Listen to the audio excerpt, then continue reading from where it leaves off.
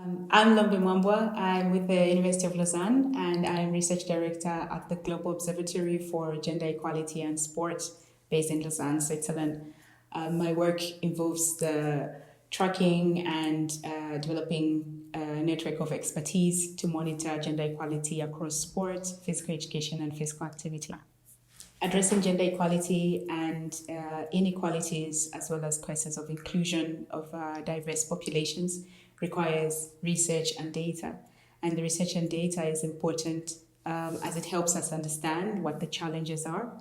It also helps us to pinpoint specifically which groups are excluded or marginalized and what conditions they experience that contribute to this exclusion and marginalization. Data and research is important in the work of addressing inequalities because it helps us understand what the issues are, and data helps us to understand who experiences these issues or challenges. And when it comes to sport, physical education, and physical activity, the main interest of the Global Observatory is around girls' and women's engagement in sport.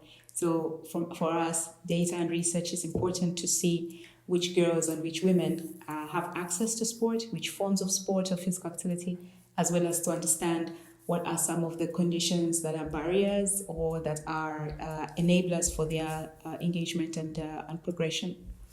At individual level, people working within research, it's valuable to consider what kind of methods we're using to generate this research and how we engage with others, whether they are also researchers or they're practitioners.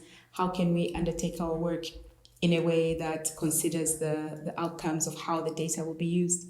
And how can we direct our attention as researchers to topics that are addressing the real needs and challenges? And that's by engaging with others so we can understand where the gaps are in terms of knowledge and insights and different analysis. For teams of researchers or for collectives, networks, research societies, sort of research groups, it's important to reflect on the power dynamics within these formations, as the different dynamics affect the outcomes of what research is generated.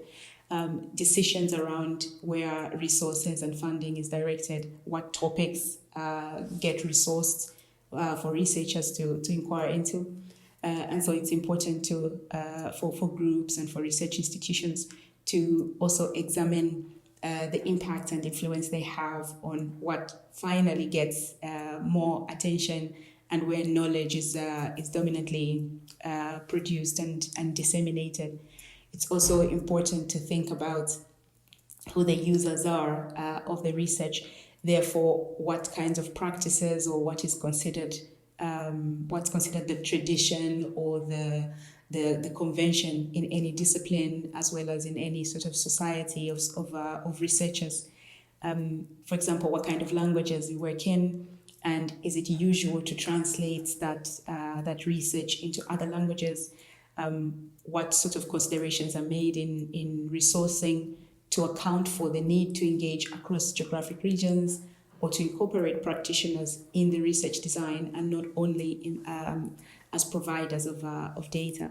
So questioning and reworking and reflecting on the practices that we have as research institutions can help contribute to inclusive data and to inclusive outcomes for practitioners. As a wider sector of physical education, of sport, and physical activity and other forms of fitness and movement, there's a sort of disconnection between what knowledge is generated through research institutions as well as how that informs the practice. So there's a big need to offer connection and communication of research and knowledge from various groups so that it can inform the decision making that impacts communities at a wider level. We also need to work on engaging members of the community, members of the different sports institutions, as well as different countries in generating their own insights, in reflecting on their own experiences, and that those can be represented in the research, and therefore in the policy making that relies on those research and data. Thinking about inclusion at a societal scale requires us to consider the diversity of peoples within particular populations, whether it's age or it's economic background or it's diversity based on people's religious beliefs, and to think about how sport and physical activity and physical education can be structured in a way that provides an enabling environment for the variety of people across society. That way we can have outcomes that are benefits of engaging in physical activity and sport at a societal level, not just for one group, but for multiple groups. The Global Observatory for Gender Equality and Sport is an organization that works to bring together, firstly, the knowledge and research by aggregating and collating from various sources in order to have it available for the users.